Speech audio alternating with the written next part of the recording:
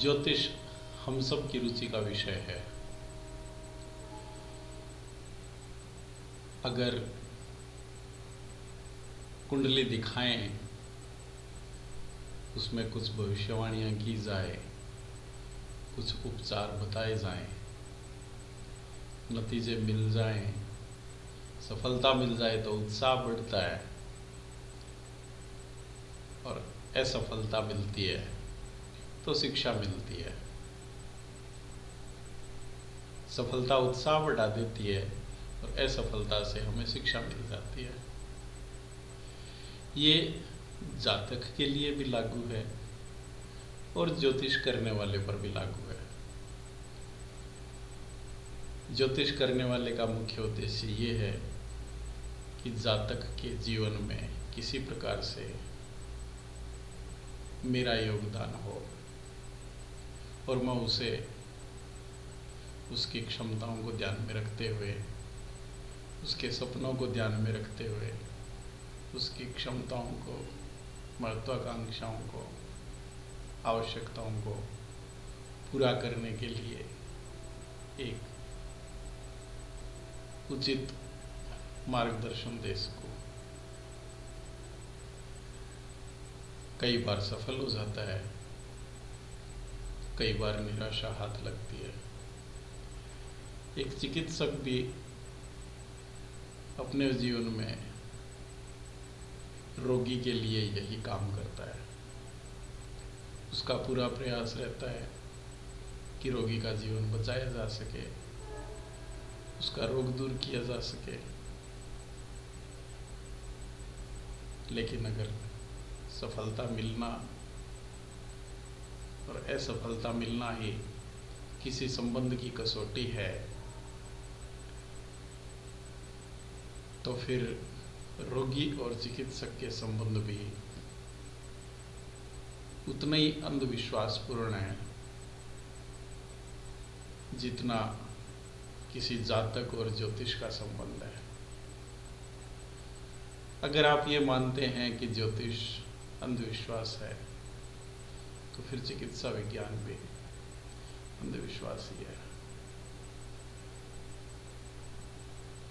दरअसल ज्योतिष एक मनोविज्ञान का विषय है।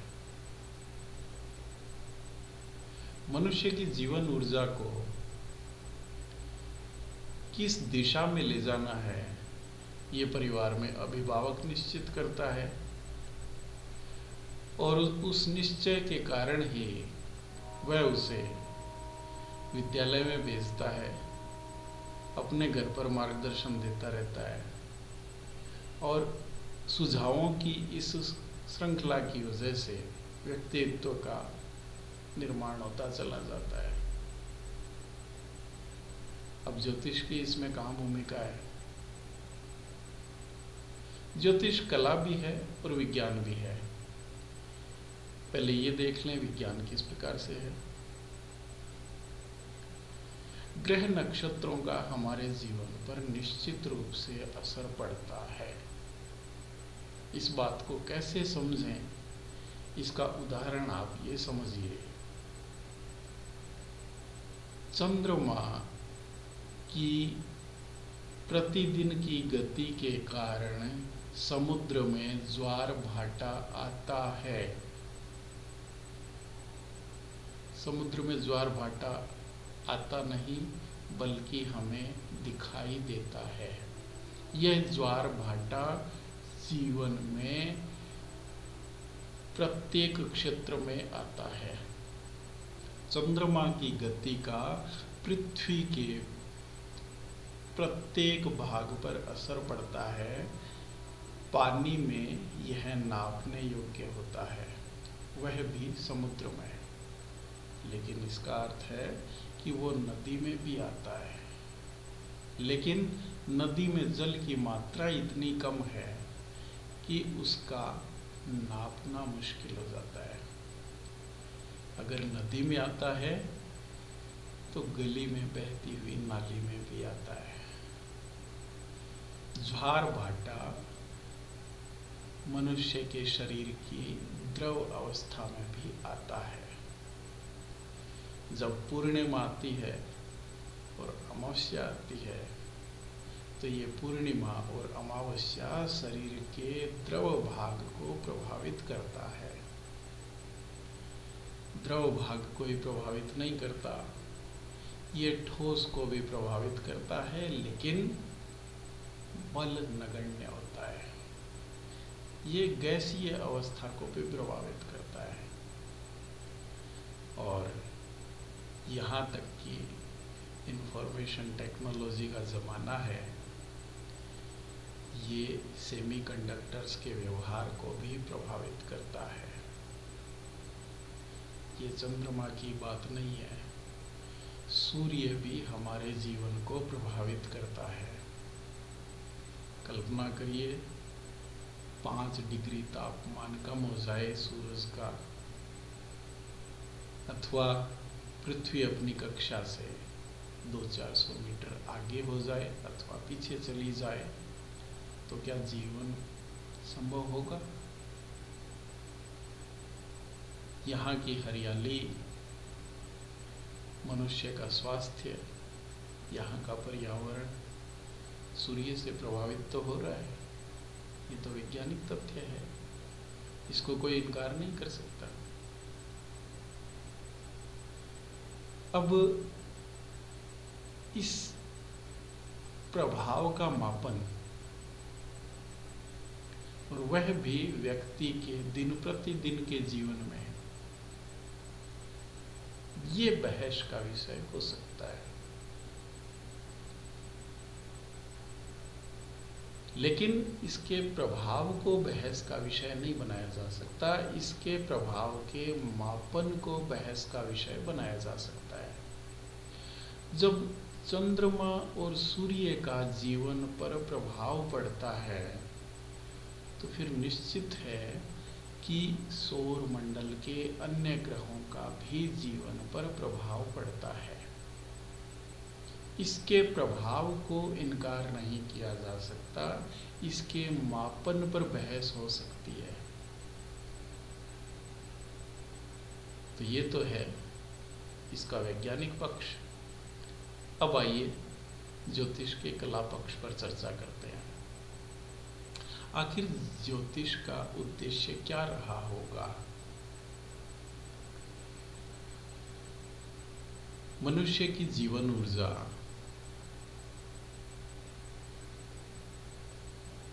उसके जीवन काल में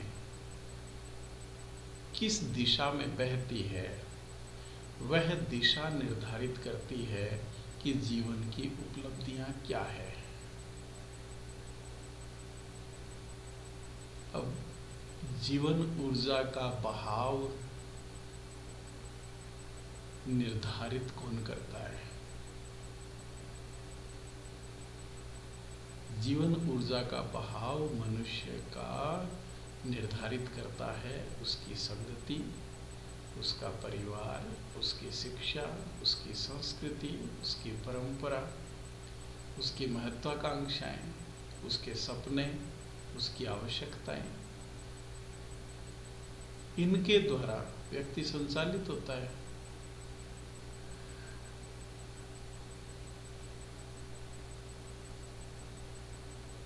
जीवन ऊर्जा है तो व्यक्ति की सीमित, या ऐसा कहिए कि जीवन ऊर्जा असीमित है तो उसका समय सीमित है। उसका उपयोग वह कैसे करे? अगर दूसरों के अनुभव से सीख ले तब तो वह निगति तेजी से कर पाएगा, और प्रत्येक बात स्वयं करके सीखेगा तो फिर बहुत सी ऊर्जा उसकी व्यर्थ चली जाएगी। शिक्षा का उद्देश्य यही तो होना चाहिए ना, कि जीवन ऊर्जा किस दिशा में किस तरह से बहे। अब आज किसी जन्मजात बच्चे को ये कहा जाए कि पहिए का आविष्कार नहीं हुआ और तुम्हें अपने तरीके से गति के संबंध में नए नियम बनाने हैं और अपना जीवन खुद जीना है। क्या हम ऐसा करते हैं? जितना जान लिया उतना बच्चे को विरासत के रूप में सौंप देते हैं और आगे बढ़ने के लिए उसे प्रेरित करते हैं। तो मनोविज्ञान के जरिए जब हमने ये जान लिया कि मनुष्य की महत्वाकांक्षाएं क्या है, मनुष्य की आवश्यकताएं क्या है, मनुष्य के सपने कितने हो सकते हैं, तो फिर उसकी जीवन ऊर्जा का वह उपयोग कैसे करे, उसका मार्गदर्शन भी हम विरासत के रूप में उसे सौंपते हैं। तो जीवन ऊर्जा का उपयोग करवाना अपनी अगली पीढ़ी से ये शिक्षक का दायित्व, माता पिता का दायित्व और उसके लाइफ कोच, काउंसलर, मनोवैज्ञानिक, सलाहकार, उसका दायित्व है।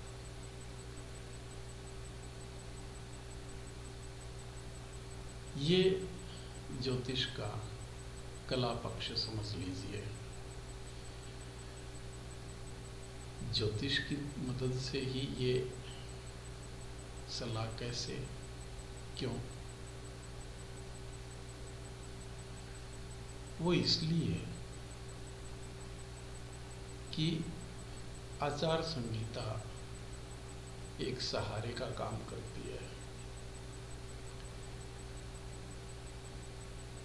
भारतीय दंड संहिता, भारतीय आयकर अधिनियम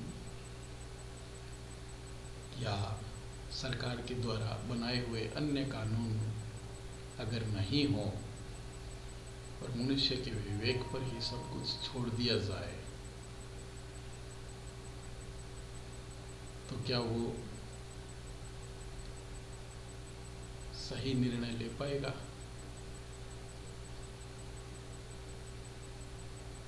वैसे ही मनुष्य के जीवन ऊर्जा के संचालन के लिए एक नियमावली बना दी गई है। उस नियमावली में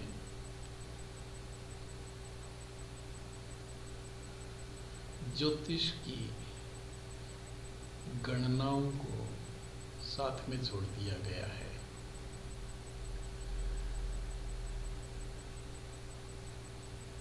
राजा के द्वारा बनाए हुए कानून तो बदले जा सकते हैं, लेकिन ज्योतिष की गणनाएं ग्रह नक्षत्रों की गति तो नहीं बदली जा सकती, और फिर ग्रह नक्षत्रों की गति का हमारे जीवन पर प्रभाव पड़ता है। इसका निर्णय हम पहले कर ही चुके। अब इनकी दूरी, इनकी नज़दीकी का एक क्रमबद्ध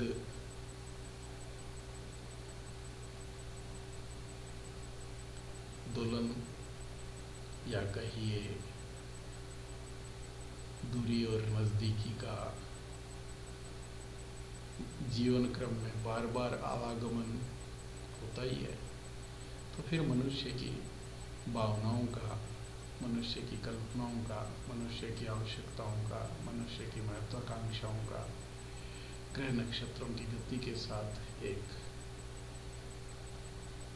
तालबद्ध संबंध बना दिया गया है। ये तालबद्ध संबंध सदियों के अनुभव के आधार पर बना हुआ है।